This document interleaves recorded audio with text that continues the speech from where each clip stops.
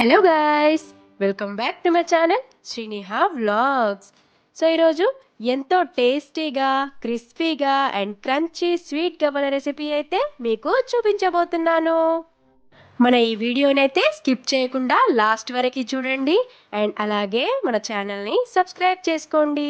Sriniha vlogs kids special, summer special and పండగల special మన ఈ స్వీట్ గవ్వల రెసిపీలోకి వెళ్ళిపోదాం. 2 కిలోల గోధుమ పిండిని అయితే తీసుకున్నాను. అందులో కొద్దిగా బొంబాయి రవ్వని యాడ్ చేసుకున్నాను అండ్ అలాగే టేస్ట్కి సరిపడా సాల్ట్ని కూడా వేసుకోవాలి. ఈ బొంబాయి రవ్వ అండ్ సాల్ట్ పిండిలో బాగా కలిసిపోయేలాగా మనం ఇలా కలుపుకోవాలి పిండిని.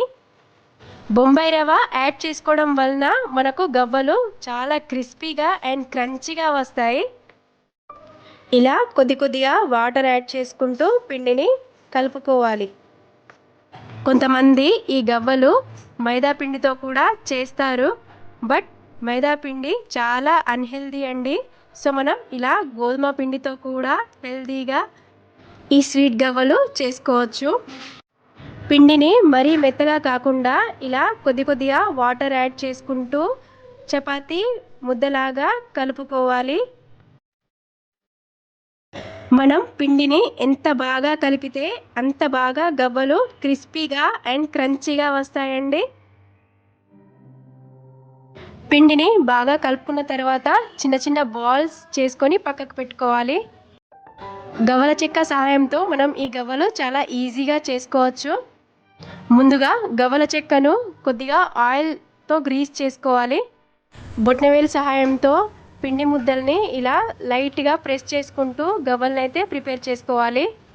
డీప్ ఫ్రైకి సరిపడా ఆయిల్ హీట్ అయ్యాక అందులో మనం ఈ గవ్వల్ని వేసుకొని ఫ్రై చేసుకోవాలి. ఫ్లేమ్ మీడియంలో పెట్టుకొని ఈ గవ్వలు గోల్డెన్ బ్రౌన్ కలర్ వచ్చేంత వరకు ఫ్రై చేసుకోవాలి. ఈ గవ్వలు ఎంత పల్చగా ప్రెస్ చేసుకుంటే అంత బాగా క్రిస్పీగా వస్తాయండి. ఫ్లేమ్ హైలో పెట్టుకొని ఈ గవ్వల్ని ఫ్రై చేసుకుంటే మధ్యలో మెత్తగా ఉంటుంది అండ్ పైన మాడిపోయే అవకాశం ఉంటుంది. సో ఫ్లేమ్ మీడియంలో పెట్టుకొని మనం ఈ గవ్వల్ని ఫ్రై చేసుకోవాలి. ఫ్రై చేసుకున్న గవ్వలన్నింటినీ వేరే బౌల్లోకి ట్రాన్స్ఫర్ చేసుకోవాలి.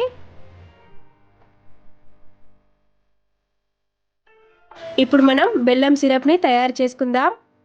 2 కిలోల గోధుమ పిండికి నేను 1.5 కిలో బెల్లాన్ని అయితే తీసుకున్నాను.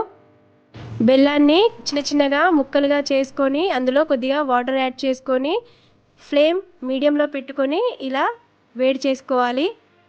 గట్టిపాకం వచ్చిన తర్వాత ఈ బెల్లం సిరప్ని గవ్వలలో కలిపేసుకోవాలి.